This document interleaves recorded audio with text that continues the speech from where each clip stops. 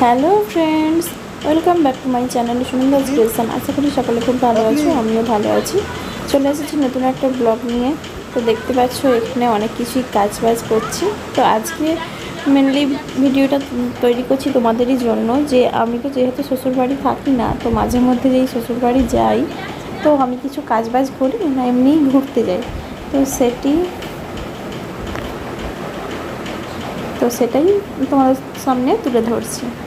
তো এটা এই বাড়ি গেছিলাম, তারই ভিডিও। অ্যাকচুয়ালি ধানের কাজ আমাকে সাধারণত কখনও করতে হয়নি।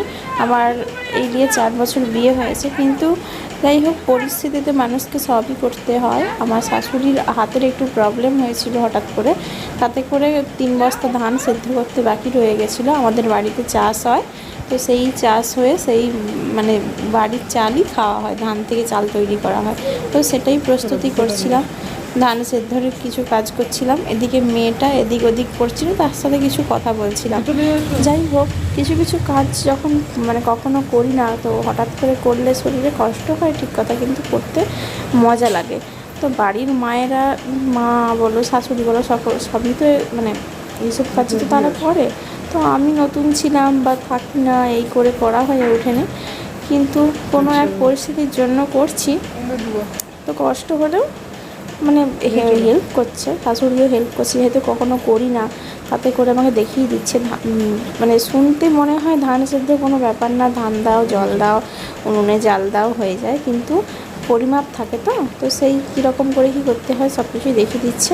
তো একটাই সুবিধা হয়েছে কি, তো উনুনটাতে বসে জ্বালন দিতে হচ্ছে না। ওই পুরোনো কিছু কাঠ ছিল সেগুলোকেই জ্বালন দেওয়া হচ্ছে, মানে যেগুলো ভাত রান্না করলে একটু ধোঁয়া ধোঁয়া হয়, কিন্তু ধান টান সেদ্ধর ক্ষেত্রে মানে খুব ভালো জ্বলে আর কি। তাতে করে কাঠ জ্বালন দিয়ে ধান সিদ্ধ হচ্ছিল। আর উনুনটা খুবই ছোট হয়ে গেছে, তা আমাদের জায়গার একটুখানি সমস্যা আছে, মানে জায়গা খুব অল্প, শর্ট জায়গা। তাতে করে বাড়িতে যেরকম ছিল সেরকম তাতেই হচ্ছে, ছোটো ছোটো হাঁড়িতে করে। একটু বেশি টাইম যাচ্ছে ঠিক কথা, কিন্তু নিজের উনুনে তো হচ্ছে। লোকের ঘরে করতে গেলে কী হয় বলো তো, যেহেতু উনুন নেই, নিজের জায়গা নেই, লোকের ঘরে মানে মেনটেনেন্স করতে হয়, তাদের ঘরে উনুন তৈরি করে দিতে হয়, পরিষ্কার করতে হয়, অনেক রকম ব্যাপার থাকে। তো তাতে করে ছোটো হোক বড়ো হোক নিজেদেরই তো করছে। তো কথা বলতে বলতে দেখো 1 হাঁড়ি ধান হয়ে গেছিলো, সেটা আমি নামিয়েও নিলাম। এই প্রথমবার করছি, কিন্তু মানে যাই হোক নামাতে করতে ভালোই লাগছে। তো মেয়ে এদিকে তো দুষ্টুমি করছে, আবার ওই হাঁড়িটা চাপবে, তার জন্য এই মানে এটাই লাস্ট ছিল। তো ধান পুরো ওই হাফ হাঁড়ির মতো হবে, তো শেষ হয়ে গেল। তাই আমি বলছিলাম যে এটা হয়ে গেলেই মানে শেষ। ওদিকে আমি ধান সেদ্ধ করছিলাম, এদিকে আমার বর ছাদে ওই পেপারে ধান তুলে দিয়ে গেছে, সবে ধান দিয়ে চলে গেছে অল্প অল্প করে। মানে আমি ধান টান যেরকম দেখিয়েছি সব কিছু করতে পারলাম, কিন্তু ধান মিলতে খুব ভালো পারি না, কিন্তু যেরকম পারি সেরকম করব। কারণ মা মানে মা অন্য কাজে ব্যস্ত আছে, তাতে করে মা এসে পরে ঠিকঠাক করে করবে। আর এদিকে দেখছো মেয়ের জ্বর হয়েছে, খুব মানে জ্বর এসছে। ওষুধ দেওয়া হয়েছে, জ্বরটা ফাঁকিয়েছে, কিন্তু মানে হাওয়া দিচ্ছিল বলে ওর কানে ঠান্ডা লেগে যাবে, তখন সকাল 8টা মতো বাজে। তাতে করে ওকে টুপি পরিয়ে রাখছিলাম। এই ভিডিওটা এই গেল ফেব্রুয়ারির দিকে আমরা বাড়ি গিয়েছিলাম, তখনের ভিডিও। তো তখন টুপি পরেছিল, কিন্তু এখন তো অনেক গরম পড়ে গেছে। তোমরা হয়তো ভাবে এই গরমে টুপি পরে আছে, না, এটা অনেক আগের ভিডিও তোমার সঙ্গে শেয়ার করছি। আর এদিকে আমি ধানগুলোকে যেরকম পারছি সেরকম করে মিলে দিচ্ছি, কারণ ছাদের রোদ এসে গেছে। দেরি করে ধান মিললে ধানগুলো এক পেশা হয়ে রস মরে যাবে, মানে ওপর করে রস মরবে, ভেতরে ধানগুলো থেকে যাবে, তাতে করে শুকনো হতে দেরি হবে। তো সব কিছু করে নিচ্ছি, দেখতে থাকো কন্টিনিউ ভিডিওটি। প্রায় সব পেপারে ধান মেলা হয়ে গেছে, এটাই ছিল লাস্ট পেপার। তো মানে দেখছো না ধানগুলো উপর করে কীরকম মোটা মোটা হয়ে আছে। তো পরে ওগুলো মা ঠিক করে মিলবে। তো আমি এখন যেরকম পারছি সেরকম করে মিলে দিচ্ছি। ওই যে বললাম ছাদে রোদ এসে গেছে। তো যাই হোক, ওই দিন তো ধানের কাজবাজ হয়ে গেছিলো। তারপর সন্ধ্যেবেলায় একটা মেলায় গেছিলাম, আমাদের ওখানে কালী পুজো হচ্ছিলো, মানে আমাদের গ্রামে না, পাশের গ্রামে কালী পুজো হচ্ছিলো। মেলায় গিয়েছিলাম, তো সেখান থেকে কী কিনলাম, এদিকে বর টাকা দিচ্ছে, জানো কিনলাম বলে তো দেখাচ্ছি না। কিনেছিলাম দিয়ে মাথার ঘুড়ি আর কী বলে মাথার গার্ডার, চুলের গার্ডার, এটাই কিনেছিলাম। আর ওদিকে মেয়ে তার ঠাম্মির কোলে চেপে আছে। মানে আমরা আগে একদিন মেয়েকে নিয়ে বড়ের সঙ্গে মেলায় গিয়েছিলাম, কিন্তু কী হয়েছিল বলো তো, মেয়ে এত দুষ্টুমি করছে, বর বলছে আর একা আসে যাবে সঙ্গে মাকে আনতে হবে, নাহলে একে সামলানো যাচ্ছে না। ও মেলায় এত কিছু জিনিস দেখে ও বলছে আমি এটা নেবো, ওটা নেবো, সেটা নেবো, তাতে করেই আর কি।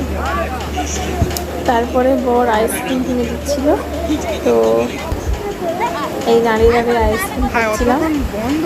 তো মা আবার আমার মেয়েকে খাওয়াচ্ছিল, নিচ্ছে নি, মুখ ঘুরিয়ে নিচ্ছে। আর ওই মানে ওটা হয়েছিল আর কি মার্চের ফার্স্টের দিকে, ফেব্রুয়ারির লাস্টের দিকে। তাতে করে এত হাওয়া দিচ্ছিলো, বললাম না যেমন জ্বর মতো ছিল, তাই মাথায় টুকু দিয়ে নিয়ে গেছে, এই আর কি।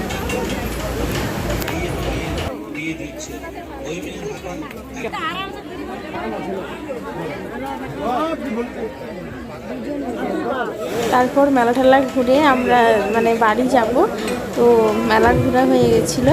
তো লাস্টে কী নিয়ে যাব, মেলায় যাওয়া মানে তো একটু জিলিপি খেতেই হবে। তো জিলিপি নিব, জিলিপির দোকান অনেক বসেছে, কিন্তু সকলের জিলিপি সব জিলিপি তো মানে খেতে ভালো লাগে না। আমার একটু ভালো লাগে মানে পাতলা পাতলা ছোটো ছোটো করে জিলিপি, যেগুলো ছোটো ছোটো করে মুচমুচে ভাজা হয় সেইগুলোই ভালো লাগে। সব রকমের দোকান আছে, তো এই দোকানটাতে জিলিপি ভালো, মায়ের চেনা পরিচিত। ওই দেখো দূরে আমার শাশুড়ি দাঁড়িয়ে আছে জিলিপি দিবে বলে, জিলিপি নেওয়ার জন্য 15-16 জন লাইন দিয়ে দাঁড়িয়ে আছে। তো শেষমেশ নিতে পারবে কিনা জানি না, বোধহয় ওখান থেকে সরে গেছে, আর একটা দোকানে গিয়েছে, নানাও দেখাচ্ছে। তাহলে অন্য জায়গা থেকে নিয়ে নাও না, ওখানে নেবো না, ওর একটা ভালো সরু সরু, অন্য জায়গাগুলো মোটা মোটা।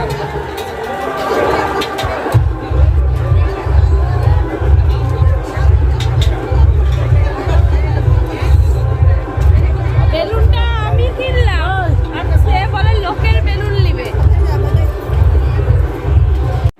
তো ওই দিন তো রাত্রি হচ্ছিল, বাড়ি ফিরতে প্রায় 1টা বেজে গেছিলো। তো ওই দিন আর ভিডিও কিছু করতে পারিনি।